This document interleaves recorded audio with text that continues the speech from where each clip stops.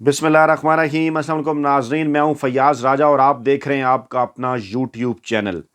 दोस्तों, बिलाखिर वही हुआ जिसका डर था। नवाज लीग ने अपनी तारीख दोहरा दी और सुप्रीम कोर्ट ऑफ पाकिस्तान के अहम तरीन अदालती और आइनी फैसले से चंद घंटे कबल सुप्रीम कोर्ट ऑफ पाकिस्तान, बल्कि ये कहना चाहिए कि चीफ जस्टिस उमर अता बंदियाल पर हमला कर दिया गया। और एक बार फिर इस हमले के पीछे नवाज लीग और इसके साथ साथ जस्टिस काजी फैज ईसा ने अफसोसनाक तौर पर अहम तरीन किरदार अदा किया, रास्ता दिखाया। बल्कि ये कहना चाहिए कि बराह रास्त जस्टिस बंदियाल पर होने वाले इस अफसोसनाक हमले में जस्टिस काजी फैज ईसा भी शामिल थे। मामला कुछ इस तरह से आज शुरू हुआ। आपको याद होगा, मैं बैकग्राउंड आपके सामने रखूं कि सर्कुलर जारी किया गया था सुप्रीम कोर्ट ऑफ पाकिस्तान के रजिस्ट्रार की जानिब से, और वो सर्कुलर सुप्रीम कोर्ट के चीफ जस्टिस उमर अता बंदियाल साहब के कहने पर जारी किया गया था। उनकी हदायत की रोशनी में, उनके हुक्म के नतीजे में जारी किया गया था, जो उन्होंने जस्टिस काजी फैज ईसा के 2-1 से जो उनके बेंच का फैसला था उसको कलअदम करार दिया था, रद्द कर दिया था, क्योंकि जो उन्होंने अहकामात जारी किए थे अपने उस फैसले में वो सरीहन आइन की खिलाफ वर्जी थे। मैं रिपीट कर दूं आपके सामने बैकग्राउंड के तौर पे, फिर इस हमले की तफसीलात आपके सामने रखते हैं।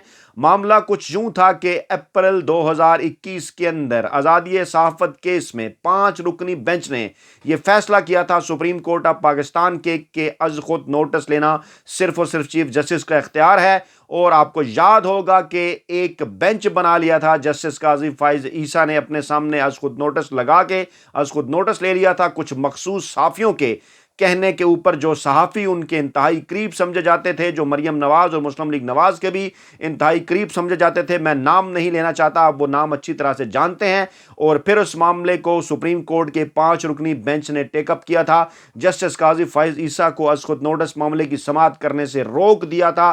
5 रुकनी बेंच ने वाजे कर दिया था कि यह सिर्फ और सिर्फ सुप्रीम कोर्ट ऑफ पाकिस्तान के चीफ जस्टिस का इख्तियार है।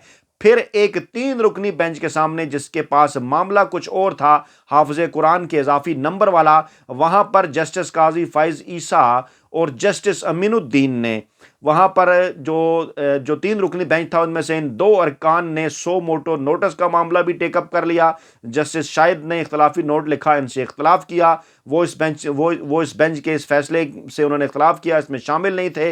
उन्होंने कहा कि यह गैर आइनी और गैर कानूनी है। काजी फैज ईसा साहब का फैसला यह था कि सुप्रीम कोर्ट के जो चीफ जस्टिस हैं उन्हें अज खुद नोटिस लेने से रोका जाए, और उस हवाले से उन्होंने अपने ही आइन और कानून की तोजी पेश की और कुछ ऐसी चीज़ें उसके अंदर शामिल की जो कि चीफ जस्टिस के इख्तियारात के ऊपर कतगन था। बल्कि ये भी कहा कि अज खुद नोटिस के हवाले से जो केसेस ज़ेर समाअत हैं उनको रोक दिया जाए। उसको फिर सर्कुलेट किया गया, जो है वो अपने पसंदीदा सहाफ़ियों के ज़रिए हुकूमत को भिजवाया गया। उसको सामने रखते हुए इस हुकूमत ने, पीडीएम की हुकूमत ने कानून साजी भी कर डाली। यानी एक तरफ उन्होंने इशारा किया, अगले दिन उन्होंने कानून साजी कर डाली। इसी तरह से फिर उसके बाद उनको रिवार्ड ये दिया गया कि जनाब उनके खिलाफ जो रेफरेंस था वो भी ख़त्म कर दिया गया इस पीडीएम हुकूमत की जानिब से, जो उनके खिलाफ एक क्यूरेटिव रिव्यू था सुप्रीम कोर्ट के अंदर। ये है वो सारा बैकग्राउंड, तफसील इसलिए आपको बताई, आप इस सारे मामले को समझें। आज जब सुप्रीम कोर्ट ऑफ पाकिस्तान के 3 रुकनी बेंच का फैसला महफूज किया गया चीफ जस्टिस उमर अता बंदियाल की सरबराही में, जस्टिस इजाजुल एहसन और जस्टिस मुनीब अख्तर पर मुश्तमिल ये बेंच, और आज इसका फैसला सुनाए जाने का ऐलान किया गया, तो रात गए इस हमले का आगाज इस तरह से हुआ सुप्रीम कोर्ट पर कि जस्टिस काजी फैज ईसा ने सुप्रीम कोर्ट के रजिस्ट्रार इशरत अली को खत लिख दिया और अपने ओहदे से फौरी तौर पर दस्तबरदार होने को कहा।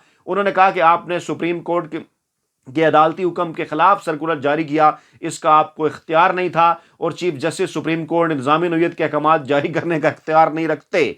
मैं यहाँ पर रुकूंगा और मैं आपसे पूछूंगा कि अगर पाकिस्तान के किसी और इदारे के अंदर किसी सरबराह को इंतजामी इख्तियारात इस्तेमाल करने से रोका जाए और उनका जूनियर उनकी जगह इंतजामी इख्तियारात इस्तेमाल करना शुरू कर दे, तो क्या मुल्क के अंदर अनारकी नहीं फैलेगी?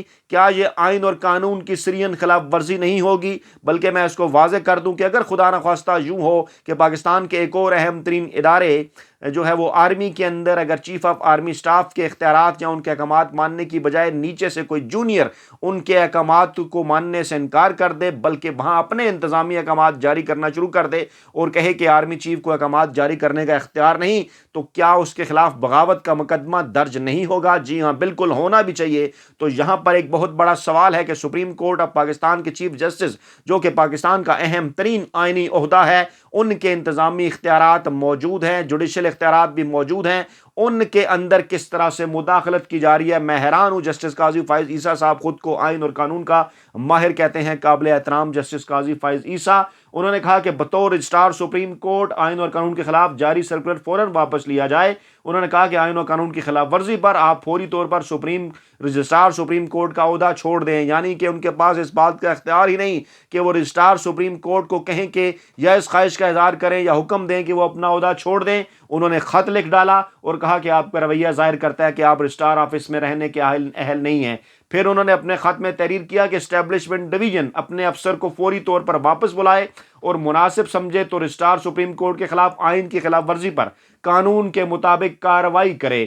اس کی کاپی انہوں نے چیف جسٹس کو بھی بھجوا دی، سیکرٹری کابینہ کو بھجوا دی، اسٹیبلشمنٹ ڈویژن کو بھجوا دی۔ اب اس کا بیک گراؤنڈ میں آپ کو بتا چکا، معاملہ کیا تھا، خلش کیا تھی ان کی رجسٹرار سپریم کورٹ کے ساتھ۔ حالانکہ رجسٹرار سپریم کورٹ اپنے طور پر تو کوئی بھی سرکولر جاری نہیں کر سکتا، ایسے احکامات جاری نہیں کر سکتا۔ انہوں نے تو چیف جسٹس آف پاکستان، جس کے وہ جواب دہ تھے رجسٹرار، ان کے کہنے کے اوپر یہ سارا معاملہ کیا، آئینی اور قانونی طور پر سرکولر جاری کیا جو کہ چیف جسٹس کی ہدایات تھیں، اور ان کے کہنے کے اوپر ان کا جو قاضی فائز عیسیٰ صاحب کے بینچ کا فیصلہ، جس کو وہ زبردستی امپلیمنٹ کرنے کی کوشش کر رہے تھے، غیر آئینی اور غیر قانونی طور پر اس کو روکا، اس کو رد کیا اور اس کو مسترد کرتے ہوئے یہ احکامات جاری کیے، سپریم کورٹ کے اندر سرکولیٹ کیا کہ 5 رکنی بینچ کا آلریڈی پہلے فیصلہ سو موٹو اختیارات کے حوالے سے آ چکا ہے۔ اس پر آئینی اور قانونی ماہرین بھی بڑے حیران ہیں، اس وقت بات کر رہے ہیں وہ بھی کہ یہ کیا معاملہ ہے اور جسٹس قاضی فائز عیسیٰ معاملات کو کس طرف کو لے کر جا رہے ہیں۔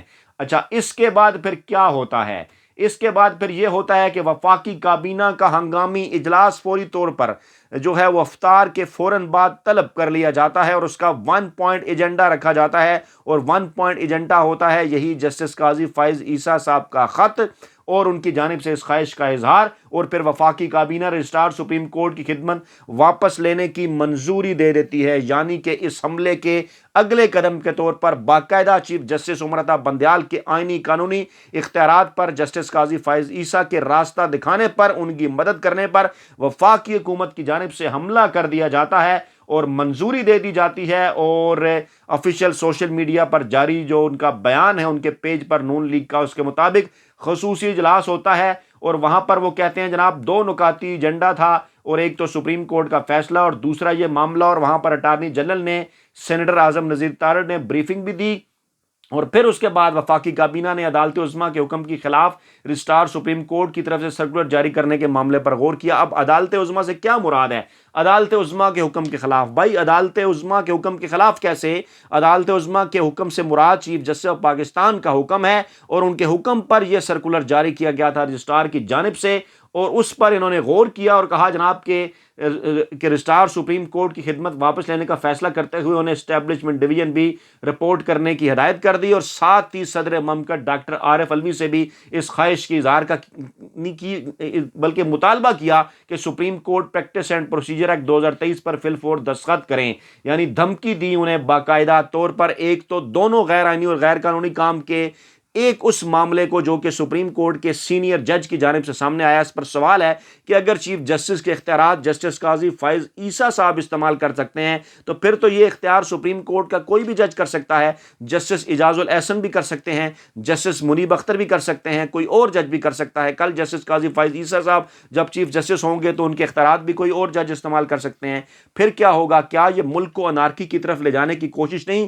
کیا یہ اداروں کے اندر تقسیم کرنے کی باقاعدہ طور پر کوشش نہیں؟ اختلاف رائے سے کچھ اور مراد ہے، پوری دنیا کے اندر ججز فیصلے اپنے اپنے لکھتے ہیں، ان کے درمیان اختلاف بھی ہوتا ہے، اختلافی فیصلے بھی آتے ہیں، لیکن اس طرح سے کوئی سپریم کورٹ کو تقسیم نہیں کرتا۔ یہ اس سے پہلے بھی میں آپ کے سامنے جو کچھ حوالہ جات رکھ چکا ہوں. یہ سپریم کورٹ پر حملہ یہ ایک اہم ترین جو ہے وہ معاملہ تھا. 2 لخت ہوئی سپریم کورٹ. یہ سپریم کورٹ سے ایک کتاب ہے جناب الیاس چودھری صاحب کی. اس کے اقتباسات میں پہلے بھی آپ کے سامنے رکھ کر پیش کر چکا, سنا چکا. اس کے اندر باقاعدہ طور پر دستاویزی ثبوت موجود کہ 1997 میں بھی اسی طرح سے سپریم کورٹ کو تقسیم کر کے بعد میں پھر سپریم کورٹ کے اوپر حملہ کیا نون لیگ نے, اور وہاں پر بھی جسٹس سجاد علی شاہ کے مقابلے میں سید الزمان صدیقی اور دیگر ججز کو کھڑا کیا گیا. اسی طرح سے کوئٹہ اور کوئٹہ بینچ کا استعمال کیا گیا. آج بھی خبریں آ رہی ہیں جسٹس قاضی فائز عیسیٰ صاحب کا تعلق بھی کوئٹہ کے ساتھ ہے. اور اس کے بعد پھر ایک اور معاملہ وہ یہ کہ یہ خبر آئی کہ بلوچستان بار کونسل نے, یہ خبر بھی میں آپ کے سامنے رکھتا ہوں, خبر یہ آئی کہ بلوچستان بار کونسل سے ایک درخواست دائر ہوئی, ریفرنس دائر ہوا سپریم کورٹ کے جج مظاہر نقوی کے خلاف. لیکن بعد میں یہ پتا چلا کہ سپریم کورٹ بار کونسل کے جو رکن تھے ان کی جانب سے یہ بیان سامنے آیا. انہوں نے کہا کہ اس پر تو وہ تقسیم ہے, یہ تو باقاعدہ طور پر جو ہے وہ بلوچستان بار کونسل, معاف کیجیے, جو Balochistan bar council, supreme court bar council نہیں, بلوچستان بار کونسل کی جانب سے سپریم جوڈیشل کونسل میں ریفرنس دائر کیا گیا بقول جنگ جیو گروپ کے, اور کہا گیا جناب کہ ان کے خلاف ہم ریفرنس دائر کر رہے ہیں, اور اس خبر کو غلط طریقے سے پروپیگیٹ کیا گیا. بعد میں یہ پتہ چلا اس کے اوپر کہ جناب وہاں سے تو اس قسم کا کوئی معاملہ جو ہے وہ سامنے آیا ہی نہیں, اور وہاں پر تو اختلاف ہے بلوچستان بار کونسل کے اندر. اور اس کے ایک رکن نے باقاعدہ طور پر آ کر ٹی وی چینلز کے اوپر یہ کہا, انہوں نے کہا کہ اس معاملے کے اوپر تو ہماری کوئی رائے نہیں لے گی. یعنی ایک مرتبہ پھر اس کو استعمال کیا گیا جیسا کہ ماضی کے اندر بھی استعمال کیا جا رہا تھا. اور رات گئے گیم اس وقت اپنے آخری اور حتمی مرحلے میں داخل ہے. اطلاعات آ رہی ہیں کہ عمران خان کو چیئرمین پاکستان تحریک انصاف کے عہدے سے ہٹانے کے لیے لاہور ہائی کورٹ کے اندر بھی ایک اور درخواست جو ہے وہ دائر کر دی گئی ہے. لاہور ہائی کورٹ میں ایک شہری کی جانب سے یہ درخواست دائر کی گئی, اور انہوں نے جناب موقف اپنایا کہ الیکشن کمیشن نے 21 اکتوبر 2022 کو عمران خان کو نااہل کیا تھا, حالانکہ وہ تمام تر معاملہ اس سے بڑی کورٹ میں جا کر, الیکشن کمیشن کا یہ جو معاملہ تھا وہ کس طرح سے جا کر ختم ہوا, تمام تر تفصیلات جو ہیں وہ اس سے پہلے آپ کے سامنے آ چکی ہیں. 24 گھنٹوں میں وفاقی کابینہ کا دوسرا اہم ترین اجلاس بھی آج طلب کر لیا گیا. ایک تو گزشتہ رات گئے افطاری کے بعد ہوا, اور اب ایک بار پھر اس پر جو اجلاس ہے وہ طلب کر لیا گیا ہے. اور اس اجلاس کا ایجنڈا بھی بلا شبہ وہی سپریم کورٹ کا متوقع فیصلہ ہے. چیف جسٹس کے حوالے سے اعتزاز احسن سینئر وکیل کا اہم ترین بیان بھی سامنے آیا. انہوں نے کہا کہ چیف جسٹس نظریہ ضرورت کے خلاف ڈٹ کر کھڑے ہیں, اور انہوں نے بکلا کنونشن سے خطاب کیا. انہوں نے کہا 90 دنوں کے اندر انتخابات آئینی تقاضا ہے. وہ نظریہ ضرورت کے خلاف چیف جسٹس اور ان کے ججز کھڑے ہیں, اور ماضی میں میاں خاندان کی ایک جج کو دی ہوئی ڈکٹیشن ریکارڈ پر ہے. جسٹس منیر کی وراثت نظریہ ضرورت ہے جس کی وجہ سے ملک میں مارشل لا لگے. 90 دنوں کے اندر انتخابات ضروری ہیں. 91 دن نگران حکومت صفر ہو جائے گی. پنجاب اور خیبر پختونخوا میں الیکشن نہ کروانے کی کوششیں حکومت کی جانب سے کی جا رہی ہیں. جنہوں نے سیکیورٹی دینی ہے وہی الیکشن نہ کرانے کی کوشش میں ہیں. پہلی بار دیکھ رہے ہیں کہ آئین پر عمل درآمد نہیں ہو رہا. یہ بڑا ہی واضح کیا ہے سینئر وکیل اعتزاز احسن نے. اور اس کے بعد عمران خان کی اہم ترین سٹیٹمنٹ کہ آج ہم آئینی تاریخ کے دوراہے کے اوپر کھڑے ہوئے ہیں. انہوں نے کہا کہ جہاں ہم یا تو ترکی بن سکتے ہیں یا پھر میانمار میں تبدیل ہو سکتے ہیں, کسی ایک کا انتخاب ہمیں کرنا ہوگا. تحریک انصاف کی طرح جو ہے وہ آئین قانون کی حکمرانی اور جمہوریت کے ساتھ کھڑے ہونا ہے پوری پاکستانی قوم نے, یا انہوں نے کرپٹ مافیا جنگل کے قانون اور فسطیت کا ساتھ دینا ہے. یہ فیصلہ کرنا ہوگا. اور جناب عمران خان نے اس سے پہلے بھی بارہا وہ کئی مواقع کے اوپر یہ بات کر چکے کہ پاکستان تحریک انصاف سڑکوں پر ہوگی اگر حکومت کی جانب سے سپریم کورٹ آف پاکستان کا یہ جو فیصلہ ہے یہ نہ مانا گیا تو. اب 2 چیزیں جنہوں نے اشارہ کیا اس جانب, پہلے نواز شریف کا بیان سامنے آیا اور انہوں نے یہ رائے دی کہ اس فیصلے کو نہ مانا جائے, بلکہ انہوں نے یہ کہا کہ ڈالر 500 روپے کے اوپر چلا جائے گا اگر پاکستان کے اندر انتخابات کرانے کے حوالے سے سپریم کورٹ کا فیصلہ آیا. دوسری جانب کیا ہوا, بلاول بھٹو زرداری جو کہ خود کو بھٹو کا نواسا ہونے پر فخر محسوس کرتے ہیں, ان کے نانا مرحوم نے بھی بالکل یہی کیا تھا. وہ آئین کے ساتھ کھڑے ہونے کی بجائے فوجی جرنیلوں کے ساتھ کھڑے ہوئے تھے, مارشل لا کے ساتھ کھڑے ہوئے تھے, اور اس وقت انہوں نے شیخ مجیب کا مینڈیٹ ماننے سے انکار کیا تھا. اور آج عمران خان کے حوالے سے انہوں نے واضح کر دیا ہے کہ انہیں عمران خان قبول نہیں, بلکہ انہوں نے کہا کہ لارجر بینچ تشکیل نہیں دیا جاتا تو ملک میں مارشل لا لگنے کا خدشہ ہے یا ایمرجنسی بھی آ سکتی ہے. یعنی یہ किस किस्म की बात उन्होंने की, बिल्ली थैले से बाहर आ गई। पाकिस्तान पीपल्स पार्टी हमेशा से, मैं कहता हूं कि कभी भी ये जमहूरी जमात नहीं रही, हमेशा से पाकिस्तानी अवाम को ये ढकोसला दिखाती रही अपने जमहूरीपन का। वाज़ेह हो गया, आज सामने आ गया कि जहां पर नाना साहब खड़े थे फौजी जर्नैलों के साथ और पाकिस्तान तोड़ दिया शेख मुजीब का मैंडेट ना मानकर, वहीं पर नवासा साहब भी खड़े हैं और बात कर रहे हैं पाकिस्तान की मकबूल तरीन सियासी जमात और मकबूल तरीन सियासी रहनुमा इमरान खान को ना तस्लीम करने की, आइन को ना तस्लीम करने की, फैसले को ना तस्लीम करने की, जो कि आइन बकौल इनके इसको बड़े फख्र से पेश करते हैं कि उनके नाना मरहूम ने पाकिस्तान को दिया। उस आइन के अंदर यह लिखा हुआ है कि 90 दिनों के अंदर इंतखाबात होंगे, लेकिन किस तरह से धमकी दे रहे हैं मार्शल लॉ की। फिर एक और बड़ी डेवलपमेंट, रात गए इस किस्म की खबरें भी सामने आना शुरू हुई कि हवाओं का रुख बदल गया है, न्यूट्रल्स एक बार फिर न्यूट्रल हो गए हैं। पीडीएम ने राब्ता किया उनसे मशवरा राय लेने के लिए, लेकिन उन्हें यही कहा गया कि सुप्रीम कोर्ट ऑफ पाकिस्तान के फैसले का इंतजार करें, आइन और कानून के मुताबिक चीज़ों को आगे बढ़ना चाहिए। लेकिन इसके साथ साथ इमरान खान से बरतानवी अहम तरीन वफ्द ने भी मुलाकात की, और इमरान खान की इससे ये होने वाली मुलाकात इसलिए भी बड़ी सिग्निफिकेंट है कि अमेरिका और बरतानिया इत्तेहादी, इमरान खान अमेरिकी रजीम पाकिस्तान में रजीम चेंज ऑपरेशन में अमेरिका के किरदार के ऊपर बात करते रहे, बड़े ही सख्त अंदाज में सबूत भी सामने रखते रहे। उसके बाद फिर कुछ बैरूनी ताकतें एक्टिव हुई, क्योंकि उन्हें इस बात का अंदाज़ा हो चुका है कि इमरान खान के पास अवाम की भारी जो है वो मकबूलियत है, भारी अक्सरियत है, अवाम बड़ी तादाद में इमरान खान के पीछे खड़े हैं। तो ऐसे लम्हात के अंदर बरतानवी हाई कमीशन के अहम तरीन ओहदेदारों की इमरान खान से जो मुलाकातें हैं वो भी बड़ी सिग्निफिकेंट हैं। मज़ीद तफसीलात अगली वीडियो में आपके सामने रखेंगे। अपना बहुत ख्याल रखिएगा, दुआओं में याद रखिएगा। अल्लाह ने के बाद।